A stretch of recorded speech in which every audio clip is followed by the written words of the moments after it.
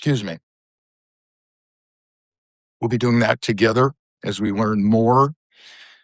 We've seen the heart-wrenching video of the Guthrie family, including Savannah and her sister and her brother, it appears.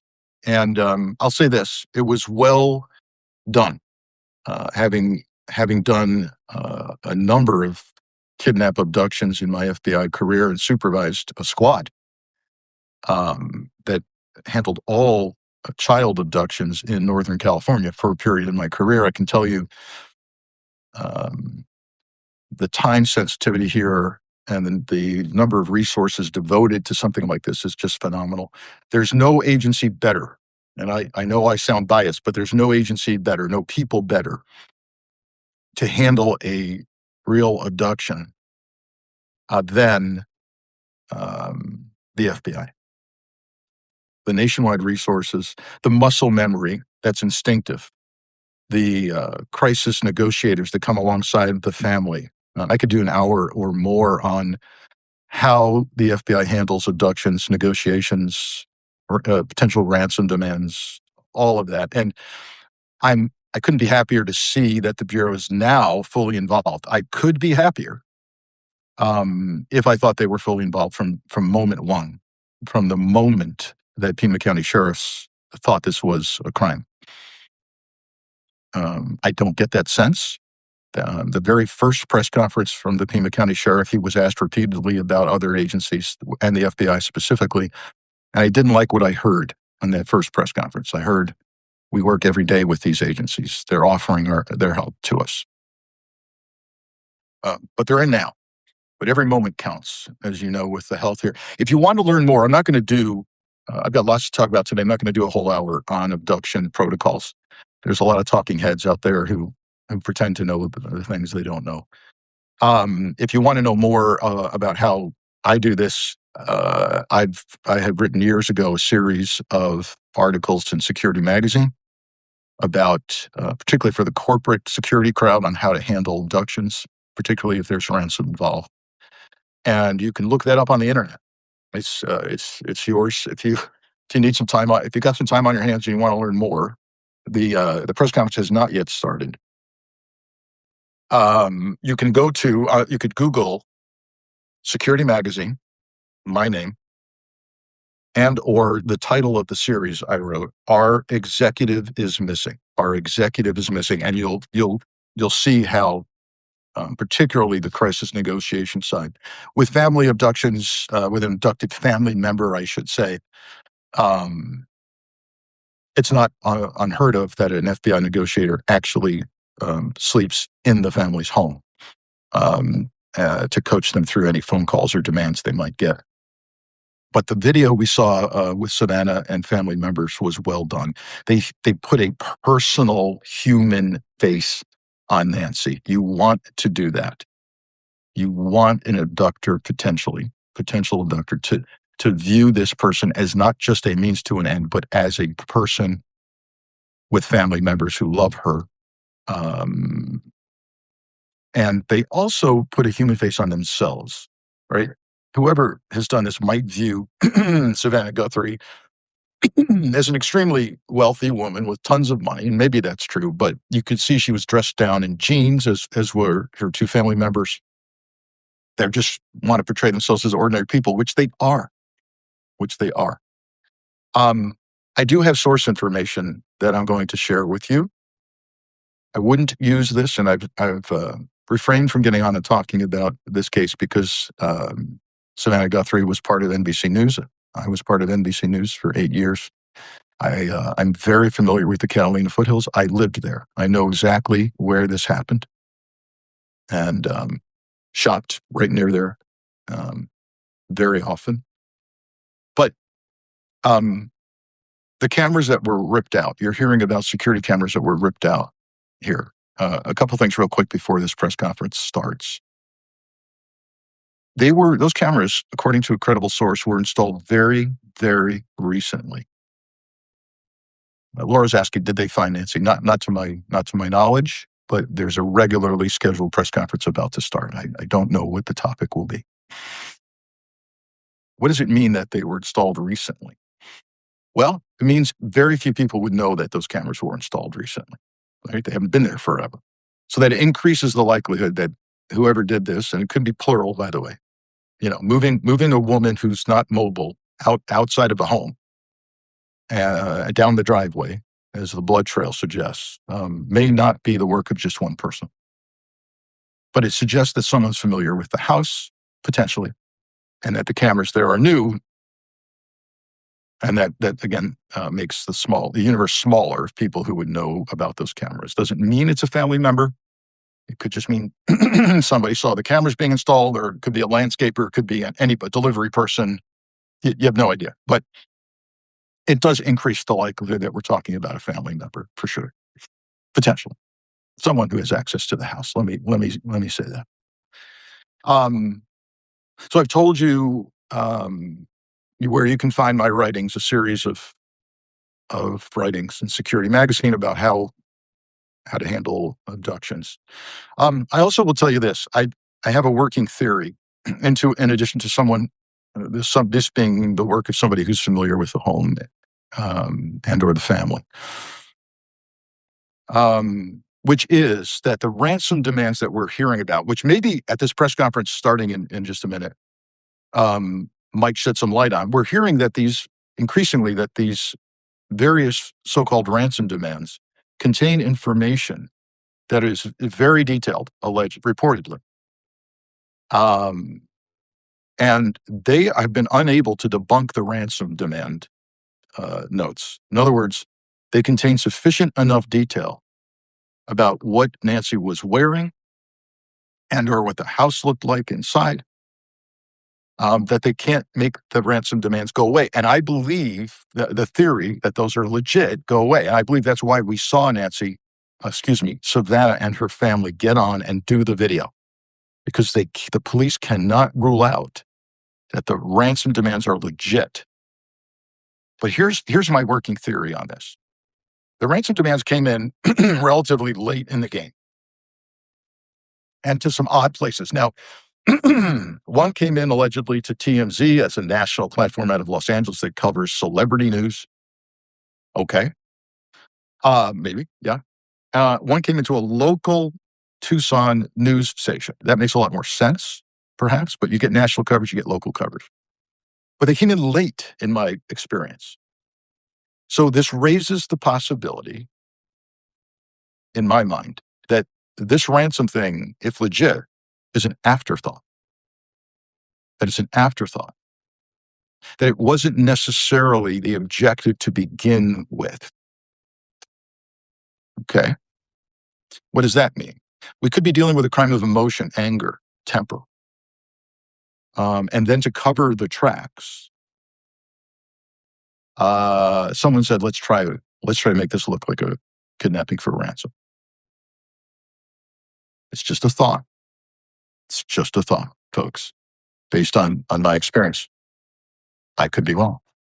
You could have different theories. Obviously, time is against us on this. The clock is ticking. Nancy has a medical condition that requires her to have daily medications that are essential to her health and existence. Does the person who took her know that? Reportedly, her meds were still in the house. They're operating on the belief that her meds did not go with her. What else do we know as we wait for the press conference to begin, which is almost always late? As I've been there, done that. I tried to be on time when I did press conferences, but you got multiple agencies involved and you're finessing the language right down to commas and periods sometimes. What else do we know? Nancy wears a pacemaker. Her Apple Watch was synced with her pacemaker. So the pacemaker transmits a signal to her Apple Watch. People with pacemakers, we know, I've learned, take their Apple Watch off at night, because if during the night their wrist crosses over their chest as we toss and turn in bed, there's a danger that the Apple Watch signal will disrupt the pacemaker. So My understanding is the pacemaker was, um, excuse me, the Apple Watch was found in the home. That also reportedly her cell phone was left in the home. That deprives law enforcement of being able to track some things digitally. It's helpful to know, as has been reported, that the pacemaker stopped talking to the Apple Watch at approximately 2:45 a.m. Sunday morning. That's extremely helpful, obviously giving the police a window of time where Nancy, with her pacemaker, was moved a sufficient distance away from her Apple Watch to stop transmitting, or at least for the Apple Watch to stop picking that up. Now, you may ask, wow, does the fact that she wears a pacemaker that transmits, does that allow the police an ability to track her physically as her pacemaker transmits some kind of signal? The answer there, unfortunately, is you've got to be very close. So, for example, there are devices that people have in their home who wear pacemakers that they keep in their home, and they sync up with the pacemaker and they report to your doctor what's going on, or some remote facility. But that device, whether it's an Apple Watch or whether it's some standalone device, I'm told has to remain very close. How close? Like just a few feet away. I've heard no more than 30 feet away. No more than 30 feet away, probably less. So the idea of, and I like the creativity of this, but highly unlikely that somehow they could flood the area with devices that clone, Nancy's Apple Watch and try to find her through the pacemaker transmission. Highly unlikely. No, but I'm relatively certain that law enforcement has talked to her pacemaker company. That would make sense, just to figure that out. Just to figure that out. We know they've used dogs, drones, heat-seeking aircraft. The Border Patrol is now involved in combing the hills and mountains around the Catalina foothills. Really tough terrain. I've hiked that terrain. The use of dogs is really essential there. We're still awaiting the start of the press conference in Pima County. This is not, although you hear Tucson, this is, and your address will say Tucson if you live in the Catalina foothills. The reality is that you're in Pima County Sheriff's jurisdiction there. So if you're wondering why Tucson PD is not doing the press conference, you'll see that the FBI, although headquartered in Arizona, in Phoenix, it's a large territory, believe me, they have what's called a resident agency or satellite office in Tucson that is quite large. Tucson satellite office, or RA, is so big that it has its own RAs. In other remote parts of Arizona, they cover Indian territory, as they call it in the government. They cover the reservations out of Tucson and satellites of Tucson. The RA there is large enough and diverse enough in jurisdiction to have its own executive manager present in Tucson. So you've seen him, and he's likely to be here today. I see in the press conference they're just now doing some video testing, so we don't see executive filing, any leaders filing in yet. What else can I tell you about abductions? I see comments here coming in about, well, would this get this much attention if it wasn't Savannah Guthrie's mom? Let me tell you something. It certainly wouldn't get this much media coverage. But in my experience, a real live abduction, particularly of a 84-year-old woman, they get a lot of resources. Law enforcement generally stops what they're doing, and you get all kinds of offers of help bodies, technology.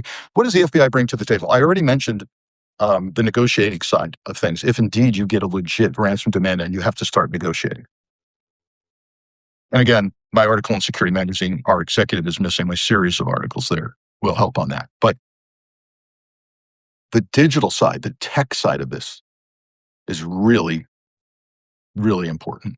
And that, what does that mean? Cell phones, overlaying the towers in the area are, constantly pinging every cell phone. But the neat thing that can be done here is to determine which cell phones are constant in the neighborhood. We've seen this, we see this cell phone every day. These people live here. They come and go, but they're there. And then what's not constant?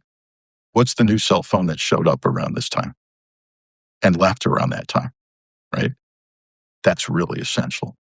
And it's cool work. And I've seen it actually solve abductions and murders. I've seen that one data point. This cell phone was here when this happened. It left when we think the abducted person left the scene. And we've tracked it to a location where we think maybe our abducted person is. What else do I know about from my time there in the Catalina foothills? It's dark. It's dark by design. It is a dark city. Tucson's a dark city. What does that mean? That there are regulations about not having bright lights on your home. So you have these kind of beautiful settings in the foothills, these great homes, and people want to light them, professionally, and not really. There are limits to your lighting. Lighting has to not be shined high up into the sky. And that's why you have the most beautiful skies at night in Tucson. You can see stars. You can see the International Space Station from your backyard. I've seen constellations that I've never seen anywhere else because it's dark by design. So, Frank, why are you talking about this? Because it's dark, and that affects your ability to check people's Ring cameras from their homes. They're grabbing all of that. They'll sync up everyone's nest and Ring cameras and security cameras. But I'm telling you, she was abducted at night, it appears. Now I see the sheriff coming. So I'm going to, let's see what he says here, if there's anything significant or whether this is more of a routine update. I also see the head of the FBI's Tucson resident agency. Trying to get this. Let's see. Give me a second while we tune in. This is Sheriff Chris Nanos. Remember, sheriffs are elected, folks, right? What does that mean? In addition to wanting to save Nancy's life, he knows the voters of the county are watching closely. First of all, I want to begin by offering our condolences to our partners at the state, Department of Public Safety.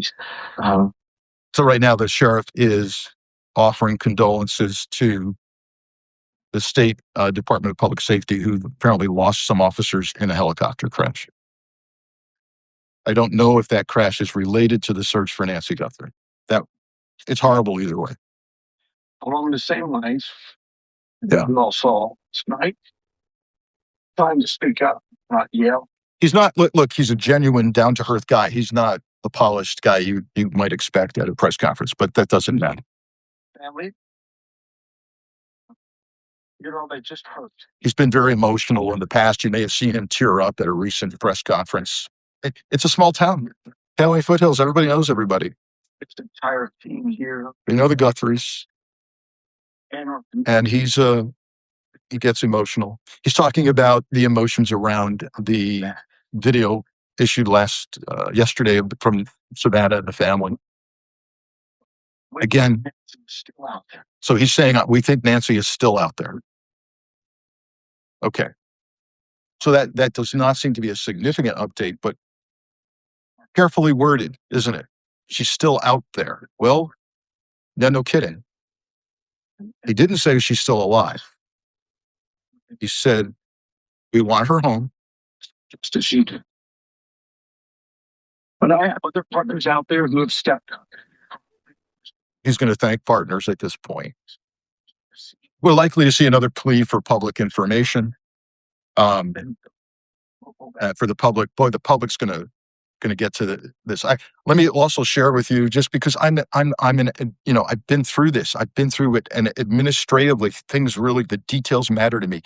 What am I talking about? One of the things that um, I'm impressed with is that the system, the Pima County tip line, if you call the Pima County Sheriff's Office and the number they've been putting out, or any number at Pima County Sheriff's, quite frankly, um, it's going to be handled very professionally. I'm very impressed by that. Um, you're going to, if you're someone calling in saying, that you're from Mars and you think Nancy's on the planet Venus right now, you're not going to get a whole lot of serious follow-up. But if you call in with the lead that is anything close to being workable, you're going to end up eventually getting called by a deputy, and they're going to take it very seriously. Now, I will tell you this. I'm going to contrast that with what has been reported, and I've confirmed about the FBI tips line for this, which hopefully is being fixed. I've chatted with them about this, but they're also pushing the FBI tip line. And if you call that with any information you might have about Nancy Guthrie, you get the usual recording for, it goes on and on, a preamble. You should give your name. You're going to be asked for identifiers. You're going to be recorded. If you don't like that, hang up now. But then, more importantly, the recording says if you're calling with information about a high-profile news story, press 1. Okay, I press that, and then you wait for the options in the menu, and you hope and pray that at some point one of the options is going to be Nancy Guthrie's case. But you don't get that. You get other options like, are you calling about fraud related to the flooding in Texas? Are you calling about elder abuse? Are you calling about escaped inmates in Louisiana, I think? And you wait for an offering that says, are you calling about Nancy Guthrie? And it never happens. So I've communicated that back to the Bureau, and hopefully that'll be corrected soon. But the Pima County number is the number you call if you have information, and it's handled seriously. He's saying they have no suspect identified. Let me tune back in here, see if we've missed anything.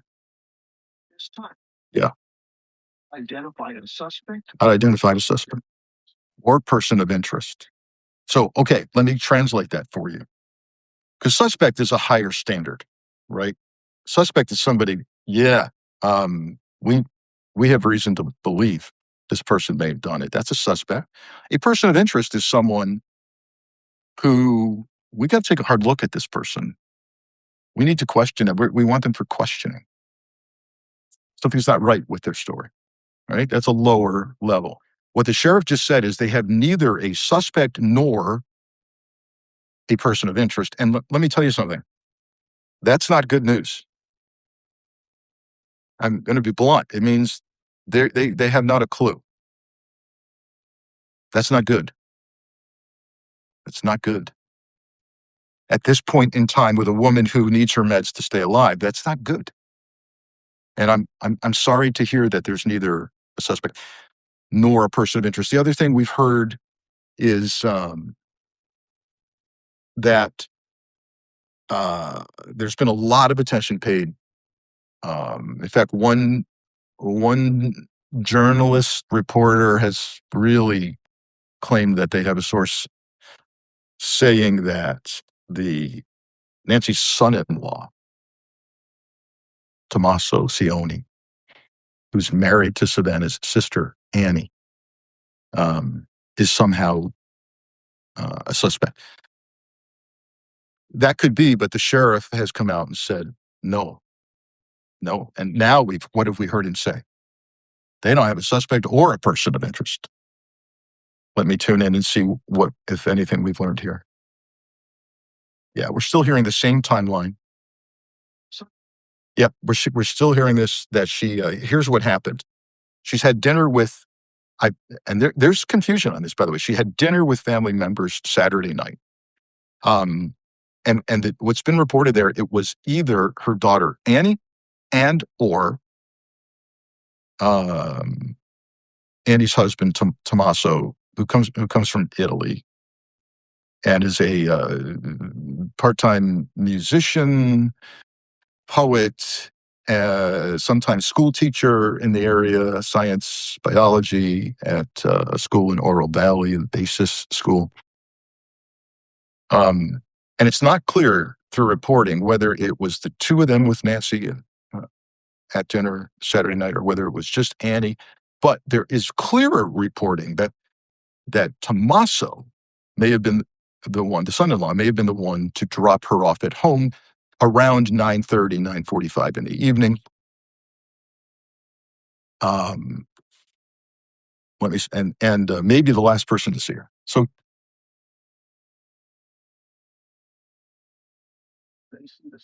yeah,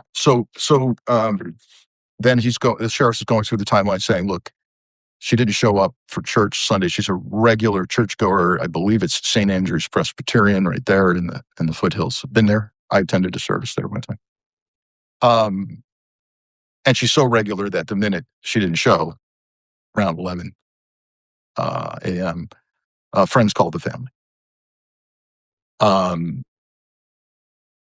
then after some brief attempts at finding her, the family called the sheriff's office.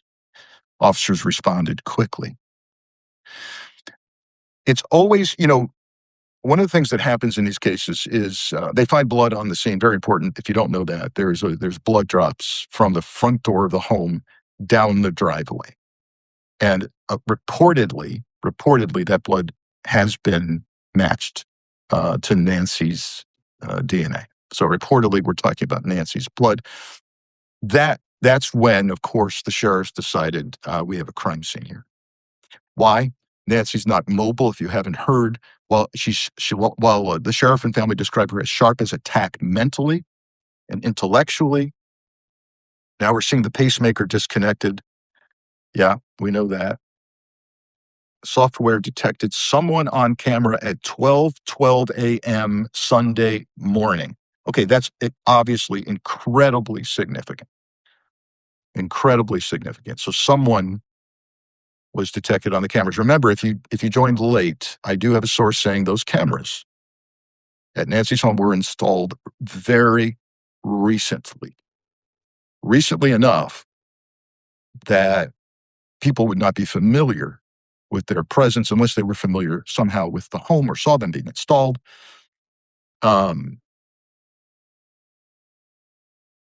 There were initial reports that cameras were ripped out. They were having difficulty. The police were having difficulty getting content off of cameras.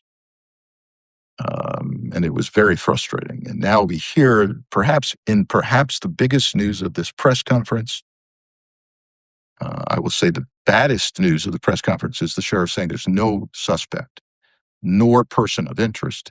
The best news I've heard so far is they've got a person on camera, circa 12:45 Sunday morning. That's a big deal. Huge. Don't know the quality of the image. Don't know how dark this was. Don't know if the camera was inside the house, outside the house. Now there's another individual coming to the podium. I don't know who that is. Let's see who that is. There you go. So actually, we've got the special agent in charge of the FBI for all of Arizona. He came in from Phoenix. I would expect that. It is clear that you and your family are in pain. Yeah. So that's the boss is there. There have been reports, by the way, speaking of the boss being there, I saw a report yesterday that the director of the FBI intends to fly in.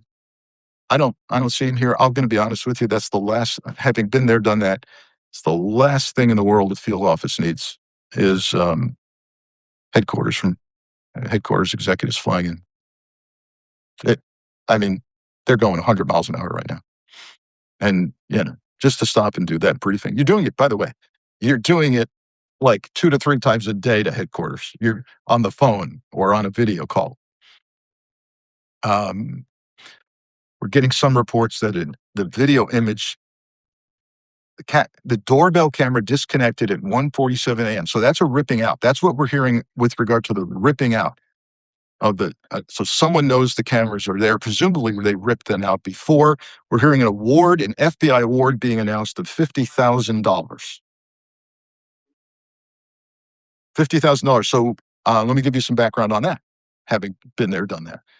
That's a lot of money for the Bureau. That has to get, you got to go to headquarters. When I was in, you've got to get headquarters permission and possibly even DOJ permission for a $50,000 reward for something. That's up there. I know, you think there's endless amounts of money, but 50 grand is a big reward. Could it go higher? Yeah, maybe if other agencies join in or private people. All right, the head of the FBI is talking about ransom demands. Again, we keep hearing the same mantra, which is we're aware of them, we're taking it seriously. The action taken on any ransom is ultimately decided by the thing. Yeah.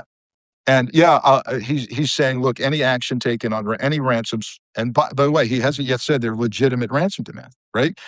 And what we're seeing, folks, is a function of today's technology, which is bad, which is that you don't know, because of AI, because there could be, let's say there's some, we keep hearing there's details in these so-called ransom letters that only the abductor would know. Really? Okay, like what?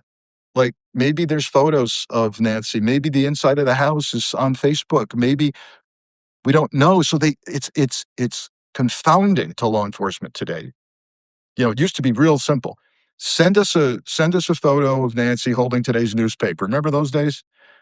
Send us an audio. Get her on the phone with proof. It's called proof of life. Get us proof of life. We don't have proof of life yet, and so it's confounding to receive multiple alleged ransom demands and not know if they're legit.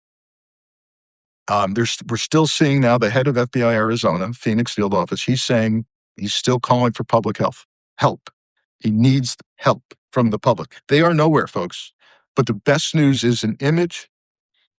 There was some information about the image perhaps being written over. One person has been arrested for allegedly posing as a kidnapper. Look, this is sick. FBI is now saying person has been arrested for allegedly posing as the kidnapper. That's a sure way to go to prison. All right. And if these ransom demands are fake, you're going to prison too. You're going to prison too.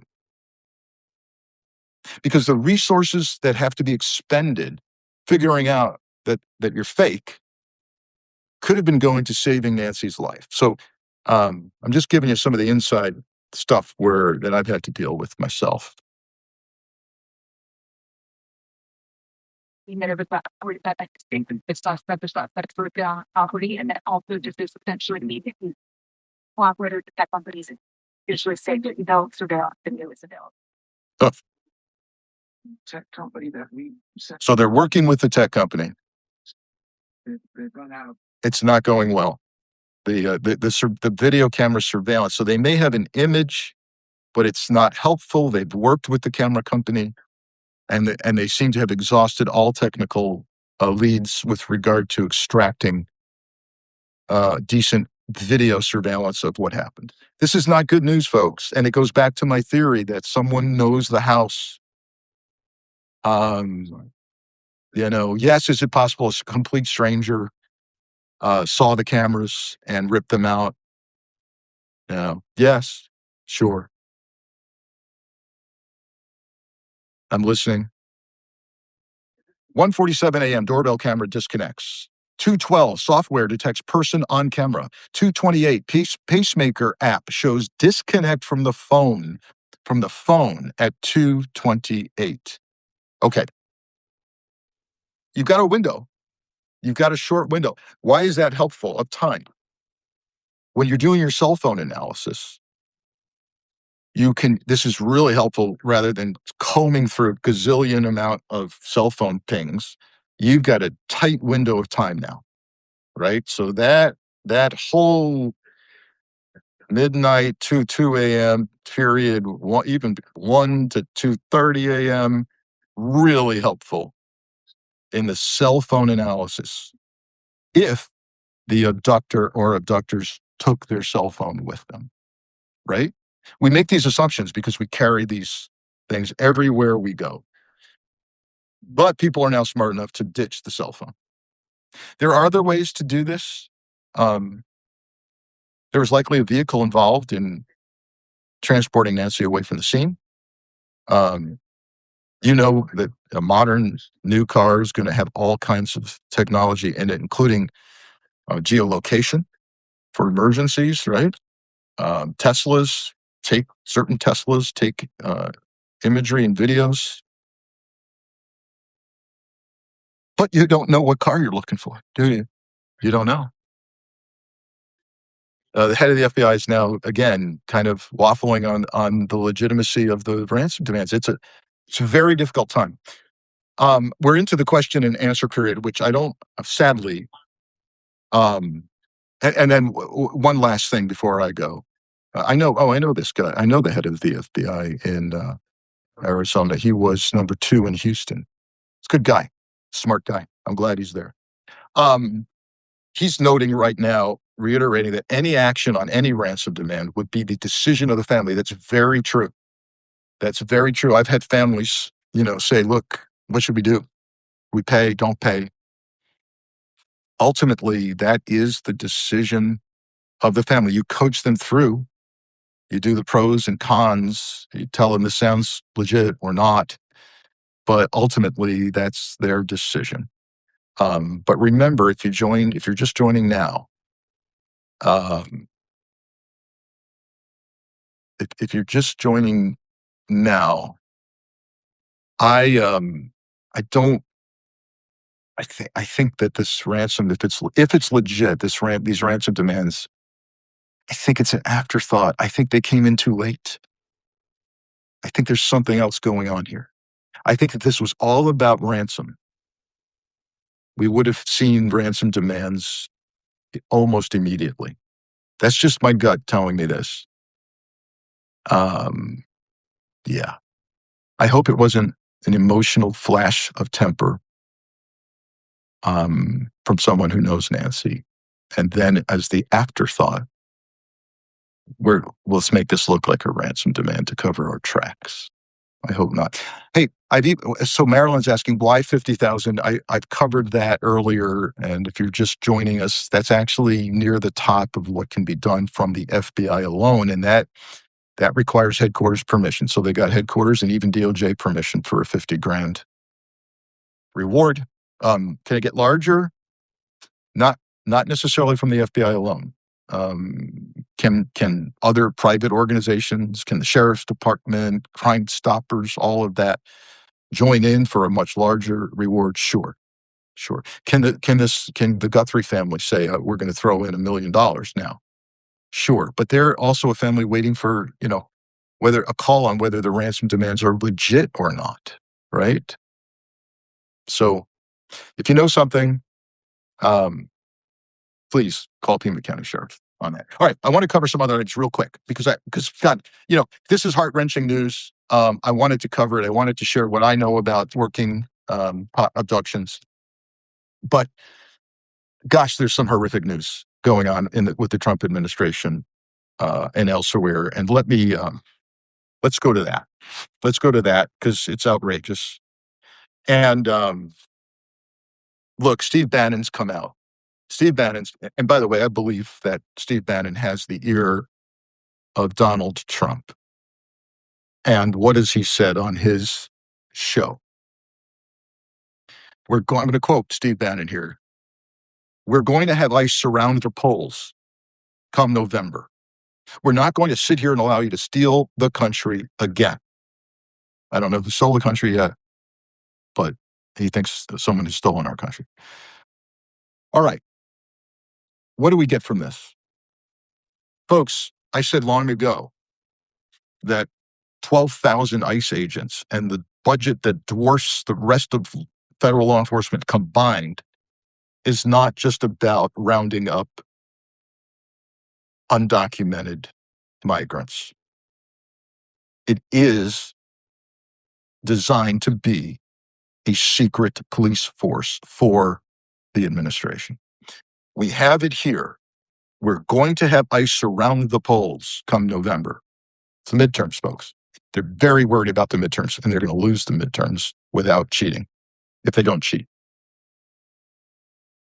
So if you had any doubt that ICE was all about just immigration, they're already being viewed by a senior advisor to Trump that ICE is going to be used to surround the polls. It has nothing to do with immigration. Nothing. Now they could say, "Oh, yes, it does." Oh, yes, it does. We're going to have lots and lots of migrants, undocumented migrants voting. That's why ICE will be there. That's what you're going to hear. It's absolute BS. And we know that the numbers of people with tens of millions of people voting in this country, the numbers of undocumented people found to vote is something like 9. And it may be less than 9. That's the last time I looked. So don't buy this. The secret police force is going to surround, right? It's designed to scare, intimidate. Who knows what sheriff's departments will help them to do this. I'm very concerned about the midterms, folks. I'm telling you what. It got worse from Bannon. The conservative influencer reiterated his response a day later, calling for Trump to go even further and send U.S. Army troops to voting locations.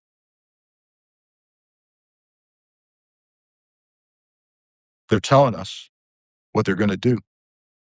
They're saying the secret part out loud. President Trump has to nationalize the election.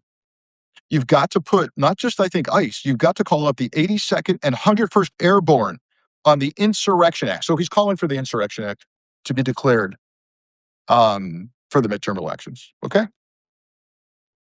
Don't tell me I didn't tell you. All right, next. A federal judge, thank God for federal judges who are holding the line. Federal agents at an immigration and customs enforcement facility in Portland are now temporarily barred from deploying less lethal munitions and chemicals at protesters unless the agents are an imminent threat of physical harm. So here's what's been going on in the Portland area, folks. I know we're all concentrated on Minneapolis, but ICE in Portland, and by the way, in Minneapolis too, has been using extremely dangerous flashbang grenades, which are designed for SWAT teams to use to disorient you as they bust through your door. Okay? They're dangerous. This isn't firecracker time. You could lose your hearing, your eyesight, they can fragment. And they're being used for crowd control in places like Portland and in Minneapolis. They're using extensively, they're using tear gas, pepper bombs, shooting pepper balls at people, unleashing pepper spray. Again, serious damage. And God help you if you're wearing contact lenses and you're exposed to pepper spray. Horrible.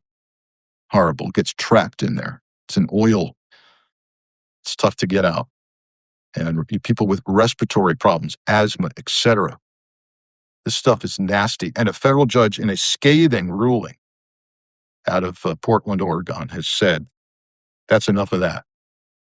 Unless you're in imminent fear for your life, stop it. Stop it. And of course, and by the way, this suit was brought by the ACLU. It was brought by the ACLU on behalf of people living in that area. So good for them. How often have you heard a 25-year FBI agent say good for the ACLU? You heard it here first, folks.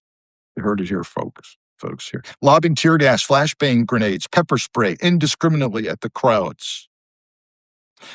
Imagine we have now reached the time where we need a federal judge to state the obvious, to tell federal law enforcement, stop lobbing grenades at people that are protesting, that are exercising their First Amendment rights. Did you think we'd need a federal judge to tell them that? My Lord. Okay. Other disgusting news. This business of death cards being utilized, about being left at scenes by ICE. Have you heard about this? Let me fill you in if you haven't. It's worse than you thought, even if you've heard about it. The Ace of Spades playing cards that are now being custom designed for ICE. In Denver alone, ICE has, when they harass you and break into your car or stop you on a traffic stop because, I don't know, they stopped one family because they wanted to. It's being described as a fake traffic stop. They use their red and blue lights to pretend that they're policemen. And then they pull you over because maybe you've got brown skin, maybe you don't, maybe they're annoyed with you, maybe you're following them, who knows? When all is said and done, and in this one case they cite, and there's been many, and they drag the family off for, to be released somewhere else, like catch and release. When they get to, when the family or friends get back to that vehicle abandoned on the road, what do they find? They find an Ace of Spades custom designed playing card that says ICE Denver Field Office. What's the significance of this, you say? What's going on here? They want to play poker? No. They're known as death cards. And why? Why? During the Vietnam War, U.S. troops regularly adorned Vietnamese corpses with death cards, either an Ace of Spades or a custom printed business card claiming credit for their kills. A 1966 entry in a congressional record noted that due to supposed Vietnamese superstitions regarding the Ace of Spades, the U.S. playing card company had been furnishing thousands of these cards free to U.S. servicemen in Vietnam who requested them. Other U.S. military film footage shows Ace of Spades death cards being placed in the mouths of dead Vietnamese people in South Vietnam by the 25th Infantry Division. Similarly, Company A, 1st Battalion, 6th Infantry, left their victims with a customized Ace of Spades card sporting the unit's name, gunfighters, a skull and crossbones, and the phrase dealers of death. Helicopter pilots also occasionally dropped death cards from their gunships. One person who's a federal official, a current federal official, said anonymously, you realize, of course, that in the game of spades, the card game of spades, the Ace of Spades is referred to as what? The trump card. The trump card. Alluding to the possibility that the death card is also an homage to President Donald Trump. Change in tone, folks? Do we have a change in tone? Well, 700 agents are being allegedly pulled out of Minneapolis. Things are bright and rosy. They're going to stop the death cards? We'll see. The trump card? The death card? How about this news? And I'm wrapping soon because I know we've had a lot of coverage of the press conference today, which is still going on, but it's in the Q&A phase. We're not learning much more. They've got no proof of life, according to the FBI. We know that the Ring camera, the doorbell camera, disconnected at 1:47 a.m. Sunday. Again, that's encouraging that we have a window of time, a narrow window of time. Discouraging. We have not a clue as to who did this. Let me leave you with a couple of things. In Texas, you may have heard nationwide there were large school walkouts against ICE, including at some large high schools, 1,000 students walking out to exercise freedom of speech and assembly and protest ICE. It happened at Texas high schools as well. The governor of Texas is ripped about this, livid about the school day being used for protests against the cause that he doesn't like. By the way, I'll add, it was apparently perfectly fine for high school students to assemble and mourn the death of Charlie Kirk during school time, but not to bring attention to ICE killing U.S. citizens. We can debate the use of school time. That's a legit discussion. That's for, I think, localities and parent-teacher associations to have. What's the Texas governor done about it, though? What's he done about it? So we have a new executive named by the governor in Texas. This person is the executive in charge of teacher misconduct. And we have a newly recreated enforcement role focusing on overseeing investigations into alleged misconduct by Texas teachers. A direct directive from Governor Greg Abbott to investigate instances of what the TEA, Texas Education Association, called inappropriate political activism in public schools. Under the new guidance, districts that allow or encourage students to leave class for political protests could face state intervention, including the appointment of a monitor, conservator, or state-run board of managers. Basically, your kids walk out, say, I don't know, lunchtime, and peacefully protest ICE actions, and you find your school in receivership by the governor.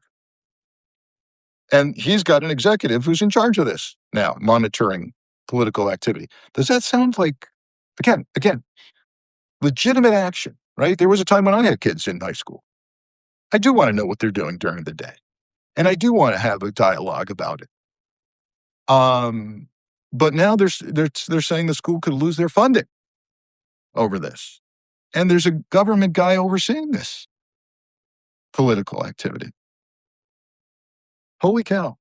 You could lose teachers who facilitate walkouts could be investigated and face sanctions, including possible revocation of their teaching license. I thought high school was supposed to be about growing up and learning how to express yourself, how to apply what you're learning in real life in a meaningful way. But maybe not. Maybe not in Texas. Students who participate in walkouts must be marked absent, and districts risk losing daily attendance funding if they allow such protests. Yeah, we're getting there, folks. We are getting there. And lastly, thanks for hanging in with me. The Trump administration is planning to make it easier to discipline and fire career government officials. And you might say, well, haven't they all walked out? Haven't being fired, resigned, they're retiring early? This gets worse, folks. This gets worse. We've got a new rule. Career officials in senior positions across the government, affecting roughly 50,000 federal workers, are now facing a final ruling as of this morning that creates a category of worker for high-ranking career employees who previously enjoyed some due process rights, right? If you're going to fire me, I've got some recourse. There's going to be hearings. There's going to be a panel. I have a right to a written rebuttal. Nope. No. If your work focuses on executing policies, workers who fall into that category are no longer afforded due process rights. So what is it? Let's read between the lines here. You're a policy analyst or leader at, I don't know, pick your company, pick your agency, EPA, agriculture, doesn't matter, FBI. You try to apply the well-established laws and rules in your agency to develop pertinent policies. But maybe the president wants you to work faster, or maybe you have questions to ask your leadership about a certain policy you've been asked to implement, because your job is to ensure that you're following the law. Well, now you've lost your right to do that. And you, to the tune of 50,000 career government employees across the government, you can be fired without any recourse or due process because you dared to slow down or question a presidential directive and carrying out the functions the president wants you to do. All right. We've covered a lot of ground today. I'll continue to cover the Guthrie abduction as it merits if I have something of value to add. Let's stay tuned. Prayers go out to not only the Guthrie family, but to the law enforcement professionals who are trying desperately to find her. Thanks for joining me. Talk to you later.